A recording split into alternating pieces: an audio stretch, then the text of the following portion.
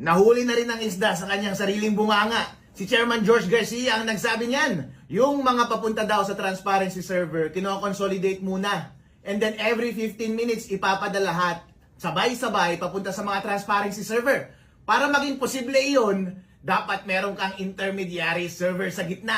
True enough, lumabas nga sa mga news, inamin na rin ng media at ibang mga may-ari ng transparency server na meron ngang data center tree kung saan minamanipulate muna yung data bago naglalanding sa kanila yung mga data galing sa automated counting machine. Tama ba yun o hindi? Mali po yun. Dahil sa batas, ang sabi, bawat automated counting machine, kada pindot mo, automatic, diretso dapat sa mga servers ng Comelec, diretso dapat sa mga transparency servers. Bakit ginawa yan ng batas? Para kapag mandaya ang Comelec, huli ka agad ng mga transmission servers. Pero ano ang ginawa ng Comelec? Pinadaan muna sa gitna. Napakatagal bago nila ipapasa papunta sa mga transparency server. Ano na ang mga posibleng mangyari kapag ganyan ng kalakaran? Therefore, pwede nang baguhin ng Comelec yung mga pumupunta sa mga transparency server. At syempre, pwede na rin baguhin ng Comelec yung mga data na lumalabas mismo sa kanyang mga sariling servers. So, posible ba yung daya at manipulated na yung data na lumalabas sa lahat ng mga servers?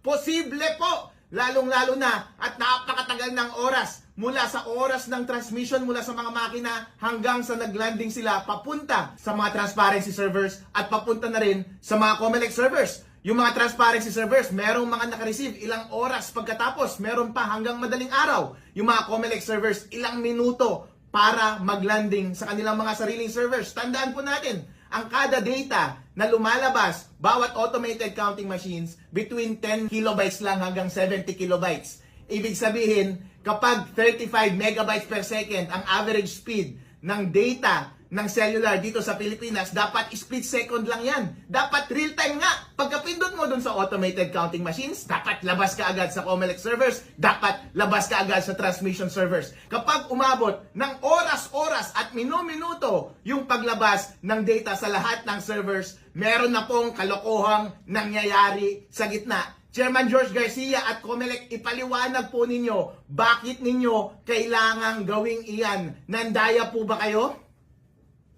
Ayan.